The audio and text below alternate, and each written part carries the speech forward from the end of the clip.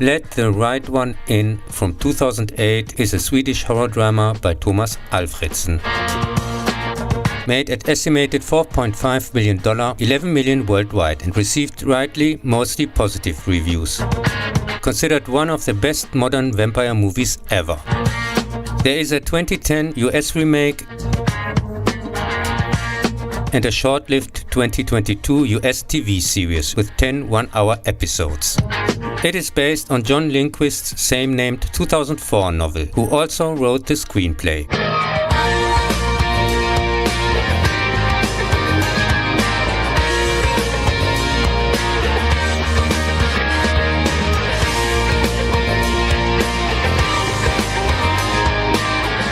In 1982, 12-year-old Oscar lives with his divorced mother. His father is an alcoholic and lives in the countryside in wintry Stockholm. He is intensely bullied by his schoolmates, against whom he secretly harbors murderous revenge fantasies. He also collects articles about murderous and violent crimes. One night, an older man moves into the apartment next door with a young girl, Ellie, who, according to her, is about 12. The children become friends, and the introverted Oscar quickly falls in love with a strange person, which turns out to be a vampire, and the older man is actually her protector, who procures the blood Ellie needs by committing murders. Oscar asks her if she wants to be with him and gradually gains her trust. When Ellie realizes that he is being bullied by his schoolmates, she encourages him to fight back, which he then does. Meanwhile, her helper's hunting expeditions are unsuccessful, whereupon, out of hunger, she attacks someone and remorsefully kills him to prevent his transformation into a vampire, which body is found in the ice by Oscar's schoolmates on the day he finally fights back. After another failed attempt by the elderly man, he disfigures himself with acid to protect Ellie, and after a visit by her in the hospital, falls out of the window to his death.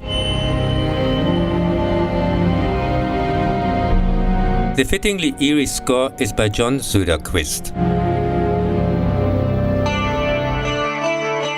The original novel title is attributed to Let the Right One Slip In by Morrissey. Let the right one in, let the old dreams die.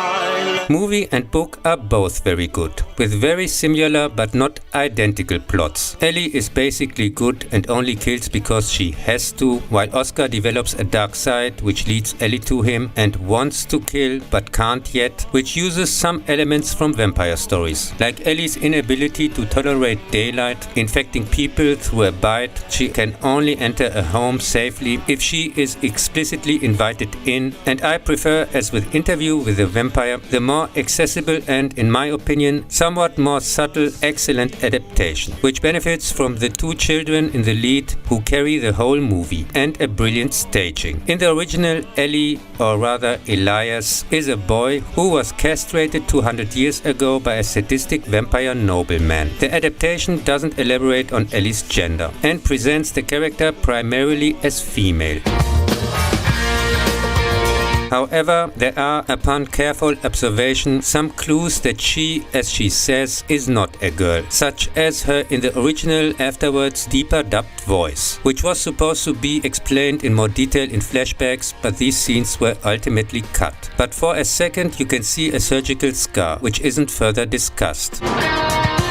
In the much more detailed, significantly more brutal, also dealing with prostitution and drugs novel with more characters such as Tommy, a 16-year-old neighborhood friend, Oscar, like Tommy, commits small thefts. Ellie has also more obvious vampire traits. He can transform his hands and feet into real claws and extend the skin under his arms to fly. Ellie's initial protector, in the original a former school teacher, is also a pedophile and wanted murderer who has a much bigger part in the story.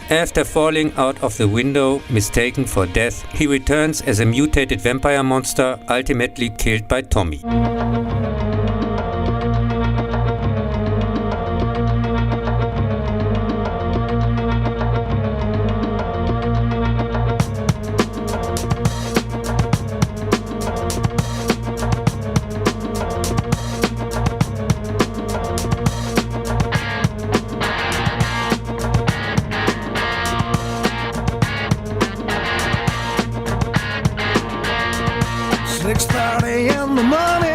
Wake up, it's time to go.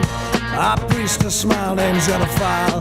Last act of the show. 2010 came with Let Me In, a UK-US remake by the, after a 20-year hiatus, in 2007 reanimated Hammer Studios. See also the Hammer special, with different names, Owen and Abby, and a new cast, who thanks to the poor script and lousy direction never come even close to their predecessors. And superficially the same plot, with some of the same scenes and settings. Can you hear them coming? Our keys ring across the floor.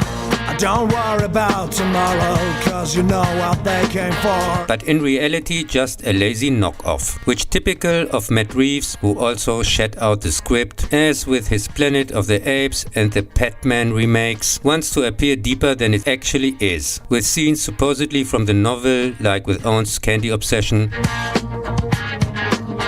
which he buys here and not steals like in the book. It's set in the US in 1983. There are constant reminders on TV and countless 80s tracks, and begins with the hospital admission and the death of the protector, which makes the chatty police threatening bedside speech irrelevant, and of course also removes any suspense from the following flashback of the events so far. Which is why I prefer the cold and more realistic original, which is better in every way. And also, except for the Catman scene, which is missing here, does without overly obvious CGI crap. And here we go.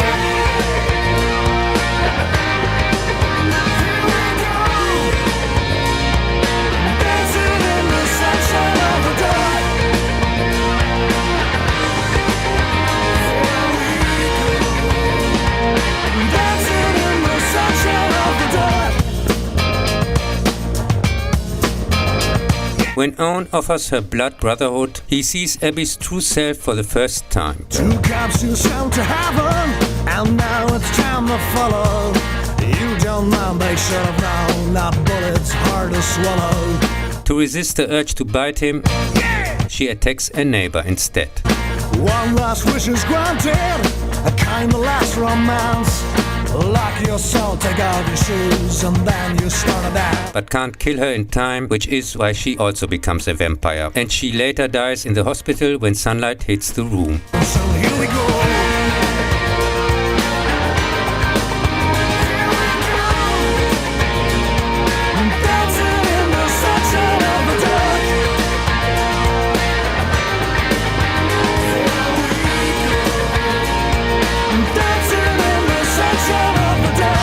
Let Me In made on a $20 million budget only $27 million worldwide back, making it a flop, but received consistently positive feedback and is considered among the usual clueless idiots one of the better remakes. The soulless adaptation is like the Explanator 5000, treating the viewer like a stupid child. With a bit more action, they are missing the guessing of the victims, but instead we get Trash Bag Man and a few other minor characters, like an annoying cop.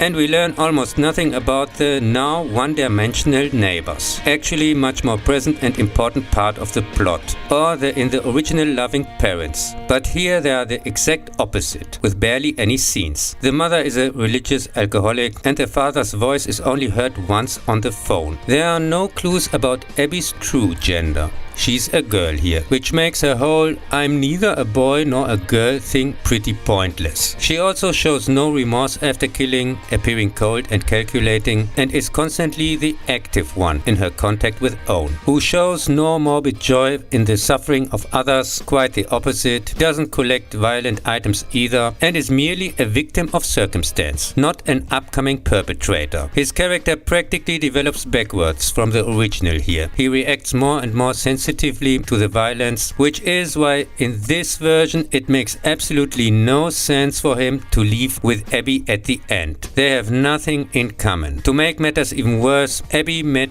or recruited her older protector as a child, which makes her a manipulative antagonist, and the whole outsider friend love story completely unbelievable. At the end, Abby confesses to Owen that she's a vampire. After he secretly spends the night at her place, the investigating police officer, in the original the best friend of the first and last victim, who committed in the book suicide to protect him from herself, breaks into the apartment and gets killed, after which Abby leaves town. When Owen's tormentors ambush him and begin drowning him, she returns to save Owen. Sometime later, he leaves the city by train and hides Abby in a large suitcase. In 2011, the same author published a sequel in the form of an epilogue, the short story Let the Old Dreams Die, which describes how Ellie turns Oscar during the train ride into a vampire, so they can be together forever. Lindquist explained that he also considers this the true ending of both film adaptations. Sure. Someone's gonna miss you, flowers on your grave.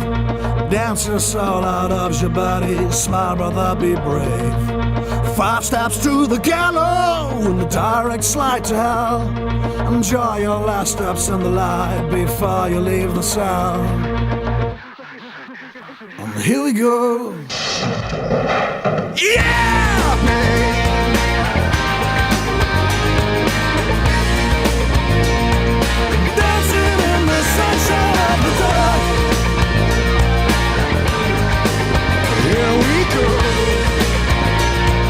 The remake movie is still Citizen Kane and high art compared to the remake series. Here a single father and his daughter Eleanor, who became a vampire 10 years ago at the age of 12, are on the run searching for a cure, until they finally settle in New York, where Ellie befriends 12-year-old Isaiah, whose divorced police officer mom just happens to be investigating a recent series of murders involving disfigured victims, while her father, who just happens to murder Isaiah's father to feed his daughter, is looking for the distributor of a drug that apparently gives people vampire-like traits. At the same time, a terminally ill scientist hands over responsibility for the search for a vampire cure for his teenage son to his scientist daughter, who previously thought her brother died in a hunting accident 10 years ago. It also turns out that he is financing his research with the sale of that drug that plays a role in the series of murders, which then brings everyone together at the cliffhanger ending for season 2,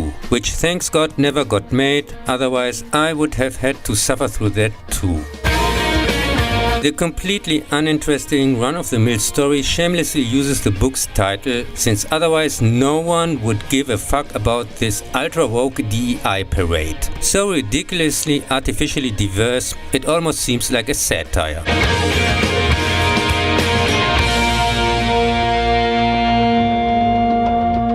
The women here are usually the moral, good or qualified ones. And superiors, of course. Detective, scientist, chef, who constantly talk down to the men except when they tell the women how awesome they are or boss them around. Since the men are mostly incompetent idiots, wimps, losers or downright villains.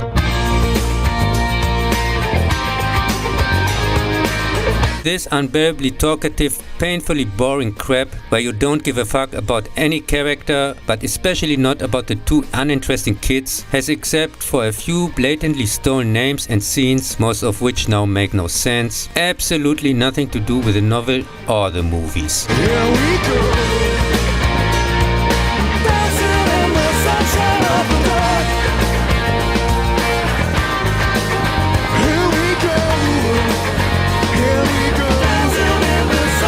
It's mainly about the, of course, futile search of the stupid cure.